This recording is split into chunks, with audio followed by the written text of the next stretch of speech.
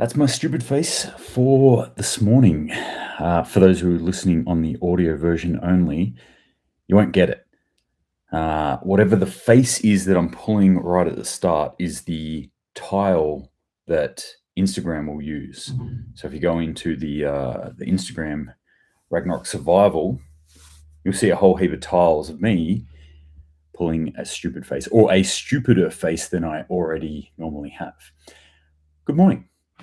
And welcome to the SitRep for today, the 24th of November, 2022. I'm Gads. This is Ragnarok Survival. This is where we go through news stories from the past 24 hours, pull it apart from the perspective of prepping, being more prepared, or just interesting things, just weird things where we look at the world and go,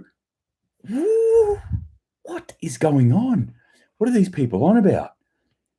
I feel like I'm taking crazy pills over here. Certainly, there are a couple of stories today where I feel like I'm taking crazy pills. YouTube failed me yesterday. I have no idea if it's working today. So if anyone is listening on the YouTubes right now or watching me on the YouTubes, please let me know if you can hear me, because apparently yesterday was another failure as far as audio goes. You couldn't hear me, so I just cut it off. So you didn't hear all the fun stuff I had to talk about yesterday. But anyway, let me know if you can hear me. If you can't, feel free to join me on the Instagrams, or you can download this as a podcast, an audio version, wherever you get your podcasts. It's not everywhere, I guess. There's a few, but Stitcher, I think that's where mainly people listen to me, Stitcher and Spotify.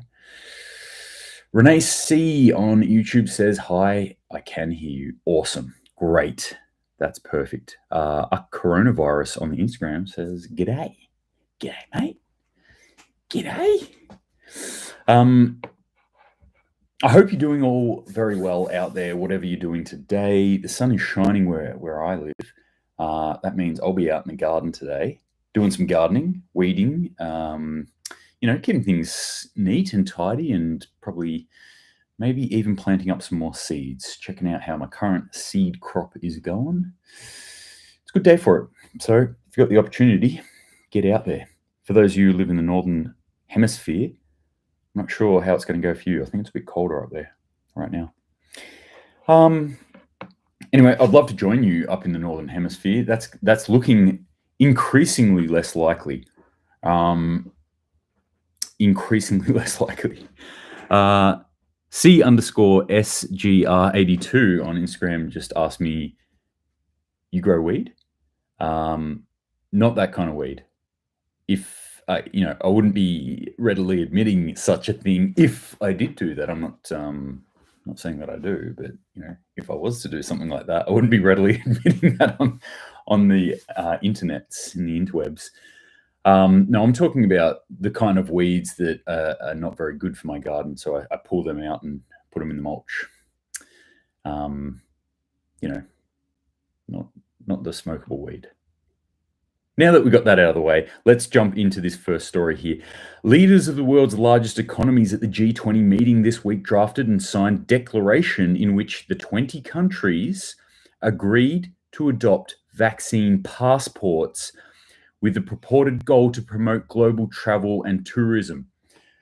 Of course, if you want to promote global travel and tourism, then you should 100% restrict those who do not do what you say from traveling.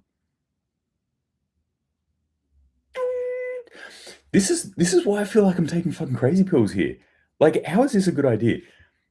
Leaving aside the fact that in the past week, we've just got very good data starting to come out about who is catching, who is getting sick, and who is dying from COVID-19. And the balance has just tipped. It's no longer the unvaccinated, dirty folk out there who are the ones who are dying. It's the vaccinated people.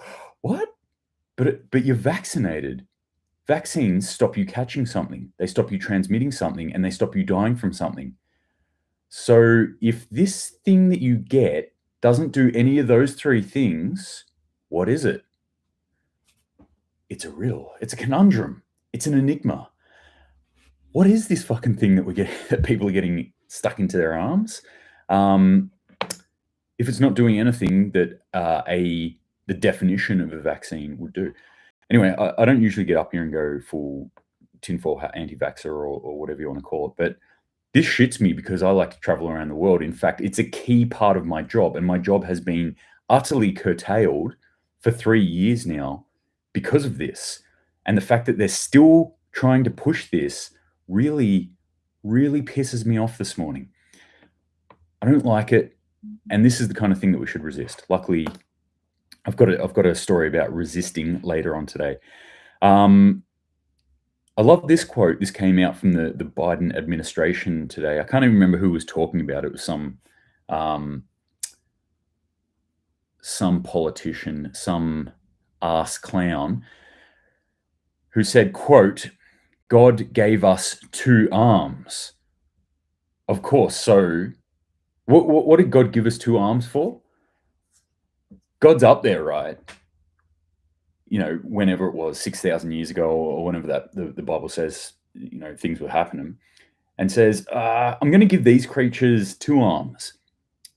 And I'm just imagining like the archangel Michael or Gabriel, or I don't really know my angels that much. I'm not really into the Abrahamic faiths, but they're sitting there having this conversation. Oh, 2 arms, that's a good idea. Better than 1, right? Maybe we could give them 4 or 8. No. Let's just give them 2. Right. So they can garden. I guess. Oh, okay. So they can like fend off attackers. Well, maybe that's probably a byproduct of having 2 arms. All right, God, why? Why would you give us 2 arms? Well, I'll tell you why. In 2022 years, they're going to figure this out. After I send my son down, they're going to figure this out, that they can actually get a COVID injection and a flu shot at once. That's why I'm giving them 2 arms. Yes, God gave us 2 arms apparently so we can get multiple vaccines. Thumbs up for that one. After that, Fauci got up. Good old Fauci. How's that guy not dead yet?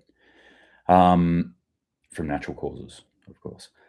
Anyway, he got up and he said, "The real danger are the unvaccinated." That's probably the truest thing that I heard out of that whole conference, that whole presser that came out when I was looking at bits of that. The real danger are the unvaccinated. Certainly, I can tell you that if this ass clownery continues on, then unvaccinated people will start to become dangerous. There's only so much you can restrict a human being and curtail their rights as a human being before they start to get really pissed off. We're already seeing increased violence within our societies, and I think a big part of that increased violence is that you locked people down for 2 years, but also all the other craziness, everything's thrown in there. 2 mass shooter events, mass casualty events in the US in the past 36 hours. Okay, so, and that's just the ones they're reporting on, right? Because I think, at the start, it looked like it might be a right-wing extremist, so we will report on that. There's others that happen. If they're anything to do with gang, like criminal related, you won't hear about it. That's not news. That's not important. How many people died? 12? Doesn't matter. Like, unless it was done by some whack job, right? We don't care. So anyway, these sorts of events, these sort of violent events are going to increase. This is something that we as preppers need to be thoughtful of, especially if you are in places like the US, where there is a high prevalence for it. But anywhere in the world, these things can happen. These events can happen. Violence can happen anywhere in the world. So we all need to be keeping an eye out for it. If you're going to continue doing restrictions, and especially just like a subset of the population, restricting them, which is the very definition of prejudicial behavior. If you're going to do that, then you probably should expect people to start becoming dangerous. The real danger is in the people who have not been vaccinated. He's once again saying we're going to see a problem this winter, like last winter, I guess. The winter of death didn't happen. All right, let's talk about what I think is good news. Some good news, because I've been looking at a few crazy tinfoil hat channels. Some of them have been coming out. We've got the Ask Clown Australian version going on at the moment, sitting. That's politicians are sitting at the moment. They're having a talk and getting up and doing their little speeches in Australia right now. So we've got a couple of people within Parliament who seem to have a couple of brain cells between them, which is 100% more than the rest of them. One of them is Senator Malcolm Roberts, who's come out and said, there are others. I'm blanking on one who was questioning the TGA, which is the Therapeutics Good of Australia, was actually had them in question time and was putting them to task about some of the things that they've done over the past 2 years. Like, why would they approve something that appears to be causing more harm to people nowadays and continue to approve it? But anyway, I'm blanking on what that guy's name is, but Senator Malcolm Roberts has been coming out and very vocal about this. He's basically come out and said, we need to, as Australians and the Australian government, we need to reject the World Economic Forum's Great Reset. We need to instead mount a great resist. That tickles me in the cockles, or maybe the subcockles area. Makes me feel a little bit better about the world. We go, oh, okay, we've got some people here who are actually a counterpoint to what's going on. This isn't necessarily me agreeing with it, although I kind of do agree with it. It's more to the point that I think there needs to be more counterpoints in our world. We need to allow conversation. We need to allow discussion. We need to even allow arguments if that's what it's going to be. Just that counterpoint, that there is one person in 100 odd politicians that comes out and says, whoa, pump the brakes on your narrative here, gang. How about this for a thought? How about we go the other way? This is the kind of thing that I would say is sane. This is the kind of thing that always gets written off as insane. And Senator Malcolm Roberts quite often does get written off as kind of insane. But this is what I would define as sanity. Somebody actually stands up and says, well, hang on, let's look at this from the other side. Let's think about this in a different way. Let's stop where we're heading and go, is this the right way to be heading? Just because everyone else is nodding their head with their eyes glazed over, their mouth slightly agape and a little bit of dribble coming out of their mouth. Maybe we don't need to follow the rest of the sheeple. Man, I'm angry this morning. It's got a lot of fire in it. Give me something good. Let's talk about... All right, no, none of this is good. Let's talk about some disunited nations, some fractious European unions, or onion. I don't know what the opposite of a union is. A non-union. Anyway, what's going on in Europe? As in, I always like to point these sort of stories out that people think that Europe is this homogenized area that always agrees with each other and they just move as one block. They don't. They don't. And there are cracks in that system, and those cracks are growing larger every single day. And now that we're seeing an extreme amount of pressure and more pressure coming, we're seeing those cracks become larger and larger and larger. We're seeing some of the problems now. This is one of the things. It's we can think of anything, any sort of system, any governance, any people, even down to an individual. A person can be a great human being when the sun is shining, when they've got money in their bank account, when they've got food on the table, when everything's lined up and everything's perfect. It's what happens when the chips are down, when you're actually being pressed, when the shit is hitting the fan. What happens then? What happens to an individual now then? If when somebody's getting pressed at work and they're not getting enough money, that they're an absolute a-hole to everyone, are they a good person? If you're a good person when somebody's looking over your shoulder, then are you a good person? Likewise, nations, unions like this, if they're fine and dandy when everything's great and economies are great and there's no problems, are they really that good? Because when the pressure comes in, we see that they start to fracture apart. So one of the key things here, this is like a little indicator of what's going on. Boris Johnson was in an interview recently on CNN, and he came out and just was basically throwing shade left, right, and center over other countries outside of the UK. So he came out and basically said Germany was very, very reluctant to enter into any sort of confrontation with Russia.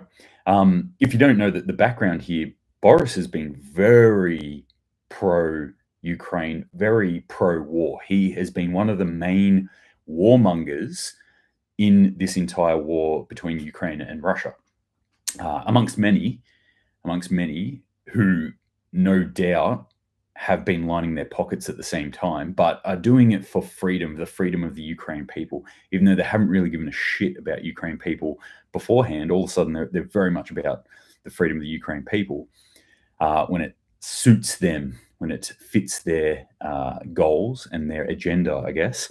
So anyway, he's coming out and he's been very pro-war, was even visiting Ukraine quite a bit, a couple of times during his tenure as the PM, which he no longer is. Anyway, he's come out and said, yep, Germany weren't into it. When they did get around it, they said, yep, we just want it over quickly, so Ukraine should probably capitulate very quickly. And obviously Boris's comments on this is that would have been disastrous. It would have been a problem. Yeah, it would have been totally disastrous.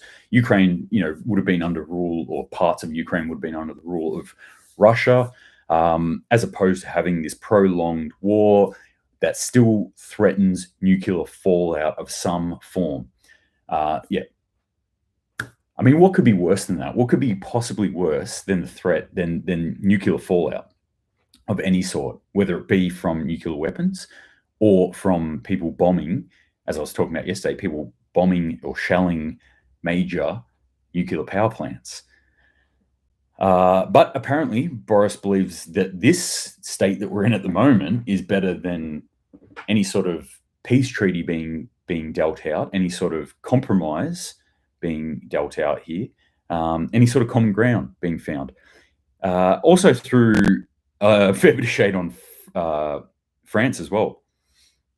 I think his quote was, I've got it written down here somewhere.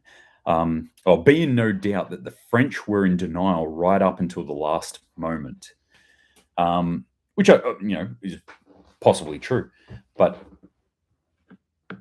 I think maybe there's a difference between a country coming out and denying that something's happening, in the sense of going, hey, we can still walk back from the brink here.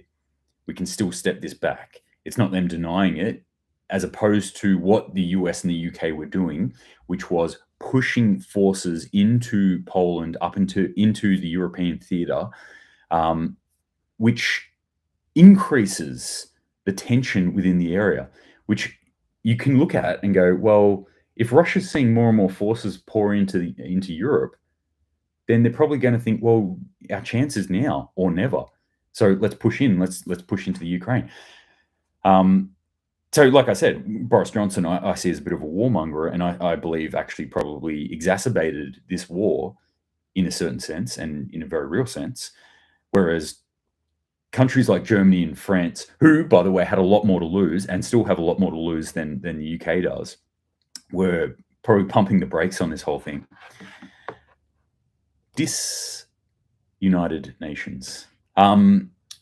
Let's stick with UK for a second here, because this one was something really interesting that popped up here. I've talked about this idea before, that the more fearful people become, the more likely I believe, and I can show you historical evidence of this, that the more likely people are to gravitate towards authoritarianism, towards the bigger government that tells you exactly what to do. That being that the vast majority of people don't know what to do. And they know it deep down in themselves. They know it. It's one of the key points of why I get up here and talk on this medium, is the antithesis of that, is to say to people, you have this. Like I'm telling you right now, if you're listening to this or watching this, that you've got this, that you have within you, built into your being, hundreds of thousands of years of survival technology. It's there. You can survive no matter what. Most people don't believe that. The vast majority of human beings nowadays do not believe that. They believe that they require government in order to survive. It's the fallacy of government, as far as I'm concerned, that goes hand in hand with this. People get more fearful, push more power to the government. Government gets more powerful, pushes the people down. They get more fearful, so they push more power to the government. And it just is this self-licking ice cream that ends up in a place where people have no rights and have no ability to do anything for themselves. And the government has all the power. So how does this apply to this next story that we're talking about, the UK? Well, a government's or a country's right to govern itself. That's what the UK has said they are fighting for in the Ukraine, not fighting for. They're pumping money and weaponry and supporting Ukraine because they believe in a country's right to govern itself. No other country should rule over another country by force. Unless, of course, you're the UK. And that country we're talking about is Scotland. So Scotland has just put in for another referendum. They've said, hey, we've tried this before, it didn't work, but we think maybe now's the right time. Now we want to separate from the UK officially, that being England, because the UK, technically, United Kingdom, is talking about Scotland, Northern Ireland, Wales, and England. So they're saying, hey, maybe it's time for us to step out of that United Kingdom and become Scotland by ourselves, stand on our own feet, finally, after hundreds of years. Now's the time for us to do it. And the UK said, no. You're not going to do that. Sorry. So the UK Supreme Court has ruled that the Scottish Parliament does not have the power to hold a second independence referendum. Let me read that again. The UK's Supreme Court has ruled that the Scottish Parliament does not have the power to hold a second independence referendum. So the Supreme Court has said that you, country, you do not have the power. They've told them straight up, you do not govern yourself. You do not have that power. We have it. It's ours. You cannot have it. Scotland has to stay in the UK. That's what they've said. I love it. I love the hypocrisy. I don't actually love it. I hate hypocrisy. It's one of my most hated things. And this smacks of it. Like I said, the Ukraine. They're sitting there going like, well, no, Russia can't punch in there. Russia can't take over those areas of the Ukraine. All of Ukraine has to stay Ukraine. There will be no peace deal made. There will be no talking, negotiating at the table until all of Ukraine, including Crimea, is returned back to Ukraine. So Scotland's like, can we get that too? No, shut your mouth, Scotland. Let's get back in your box. Remember what we did to William Wallace? Remember? So yeah, Scotland stood up and gone, freedom. Sorry. No freedom. No freedom for you, Scotland. Yeah, massive hypocrisy here. I don't like it. I'm not saying that, like, I believe people should have the choice. So I'm not like a believer of a republic or anything. I don't think Australia should necessarily leave the Commonwealth, which obviously isn't part of the UK. I'm just saying that people should have the choice. A country should have the choice. Individuals should have the choice too. That's what I think is the most disturbing part of this. This is one country telling another country, no, you can't go your own way. But that bleeds down to individuals. It lets everyone know you can't go your own way, which is essentially my philosophical outlook on life, my political leaning, if you will, libertarianism. I believe in the power of the individual, and the individual should be able to go their own way if they want to whatever extent they want. If people want to give up their power to a government, go for it. But if the person living next door doesn't, then I think they should have the right to not. That's my belief. Unfortunately, it doesn't fit in with our society that much, because they kind of need everyone to be on board. Everyone or no one. What other rants have I got today? Let's talk about just quickly this Turkey thing, Syria. This was interesting because a couple of things came out of this. I was mulling over this. I'm like, now I'm pretty sure the US is been building up its forces and its presence in northern Syria, and one of the reasons that I think they've been doing that is so they can get oil because there's a lot of oil there. That's one of the reasons that the Kurdish region hasn't separated from the other countries. So Syria, maybe northern Syria, maybe southern Turkey, northern Iraq, that sort of area hasn't become its own little autonomous country called Kurdistan. Apart from the people who live there who do actually call it that. But the international recognition is definitely not there. And I believe one of the reasons of that is that it does have resources, resources that those other countries want. So if you're looking at it from the perspective of Syria and you're going, there's a whole bunch of oil in the ground in the northern part of our country, and that northern part of our country wants to go do their own thing, which means we're going to miss out on all that oil revenue. I don't think so. No. You guys can stay here. Thank you very much. Well, the US is, I don't know if you've heard this or not, they're having a couple of issues around their petroleum supplies, their oil supplies at the moment, for various reasons. So allegedly being sneaking out oil from northern Syria. They've got troops in there on the ground. The word is on the ground that they've been loading up tankers, pushing them across the border into northern Iraq and then down out the Gulf to the US just to try and pump up their incoming oil and hopefully lower prices, although that hasn't been happening. Certainly hasn't been happening in Australia either. Lower oil prices or lower diesel prices. But anyway, back to this story here. Now, I know Turkey, after the explosion, the terrorist attack that happened in Istanbul, has been attacking northern Syria, the Kurdish people in northern Syria. And I'm going, wait a minute. US is in there. US is kind of like trying to hold this space solid and stable so that they can get that fuel out.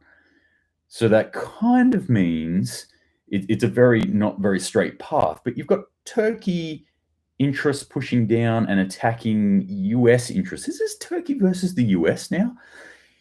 Is this yet another fight the US is finding itself pulled into? Now, I was listening to a very interesting channel on YouTube called What If Alt Hist? What If Alt Hist?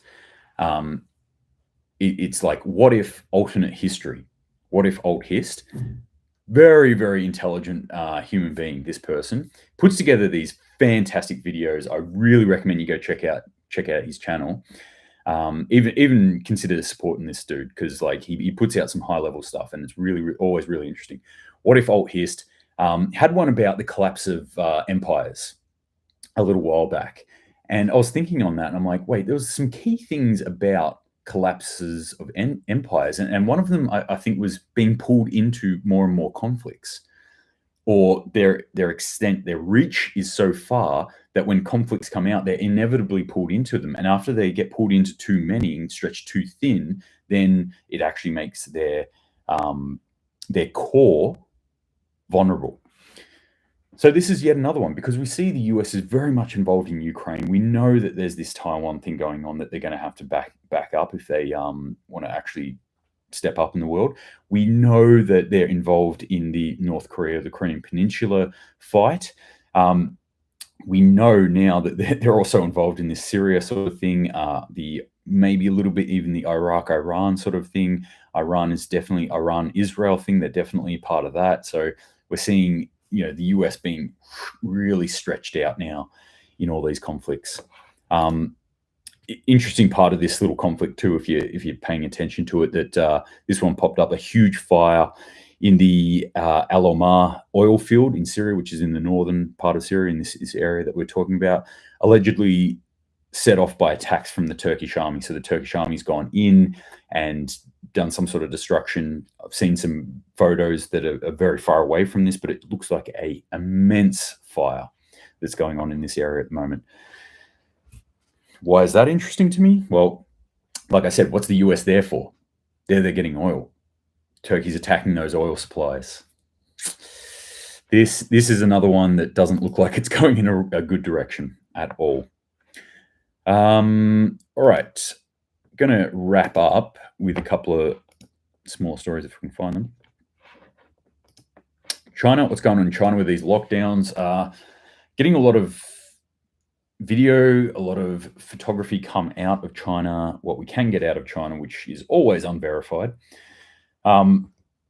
showing that there is riot-like behavior, and especially in and around the Foxconn factory, which is the main manufacturer of iPhones. So there'll be a fallout from that, I imagine. I think production of iPhones will probably go down. They're rapidly trying to move that production from China into India as we speak, but that's probably going to take 12 to 18 months, I think. So again, delays on iPhones, that's not a big deal. It is a bigger deal, as in Apple is one of the largest companies in the world, as in the most profitable companies in the world, throwing a lot of money around, a lot of weight around. So small things, well, this isn't a small thing, but things like this have larger ranging effects on economies and such what, especially US economy. What's the human effect here? I've talked about this issue before, that obviously with China's zero COVID policy and they're locking down these people, these look like utterly horrible conditions that these people are being locked down in. They basically said, you're locked down at work. Imagine right now, you went to work and then they said, hey, by the way, you're not leaving work. You're going to eat here, you're going to sleep here, you're going to shit here, but you're here.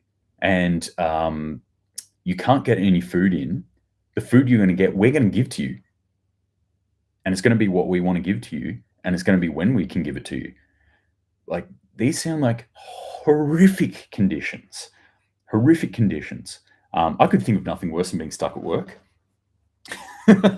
Especially if I was working in a friggin' factory making iPhones. Like, that's not useful. That's not helping the world.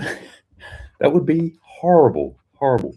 But yeah, apparently people are rising up. There's all this sort of riot type videos coming out. I think we can expect more of that to happen in this area. But also, I think we can expect the countermeasure being that the Chinese government will crack down hard on these sorts of outbreaks. Last one I want to talk about is in Arizona. Arizona, in the desert, in the US of A. I have been to Arizona. I found it quite lovely. New Mexico, nice. Utah, amazing. All this area. Colorado too. Did a little drive around this area. I've been to quite a bit of the states actually, but Arizona, beautiful place. Hundreds of households in Arizona are set to be without water by year's end. I'm not talking about without water for a day or two, but like without water. No water. Imagine you're in a town. Well, I don't have to imagine. I'm in a town and I'm thinking, like, what if there was no water? We can't, well, not really, but like we had a little bit of a taster in this in the town that I was at, that I'm in. 2019, 5-year drought hitting its peak, all sorts of issues. We still had water in the taps here. It wasn't great. There was some problems with it around then, but we still had water. In fact, there was an amount that people could come in from farms and fill up, like, I think it was like 1,000 liters or something. So people were coming in from farms, filling up in town, 1,000 liters going out, so they could just get some water out to their livestock, what was left of the livestock, because there was a lot dying off and being sold off at that period of time. And then we had the fires too. And those epic fires of 2019, 2020, we were trying to fight them, and there was minimal water around. That was one of the huge issues, that we just did not have water in order to fight a lot of these fires. So it meant digging, scraping lines in the earth. Anyway, that I remember that, and it's logged in me now. I'm sort of like, water's a really, really important resource. So whenever I see stuff like this, I'm like, hey, people need to pay attention to this. A town that could run out of water, that's a scary, scary thought. But it is something that, again, why do I put these stories up here? Light a fire underneath you. How are you securing your water right now?